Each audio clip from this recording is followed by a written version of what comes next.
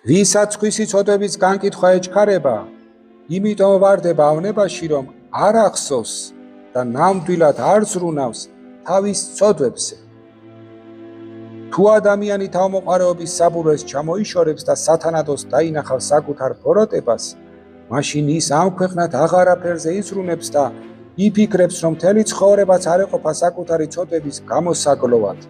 თუნდაც 100 წელი იცხოვროს და მდინარე იორდანესავით დიოდეს თვალებიდან ცხრემლები. აი, ამ სიტყვების მერე როგორღა უნდა განვიკითხო სხვა ადამიანი.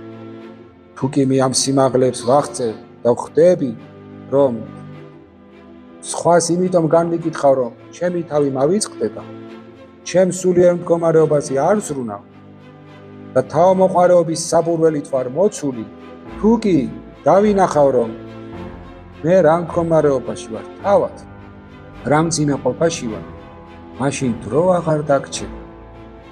სხვაზე ფიქრისთვის, რადგან გვეუბნება წმინდა იოანე, რომ როგორღა იფიქრებ სხვაზეო, როდესაც საკუთარ თავზე იმას იფიქრებ, რომ 100 წელიც რომ მქონდეს კიდე სიცოცხლე დარჩენილიო, არ მეყოფა ჩემი ცოდვების მოსანანიებლად ვარ.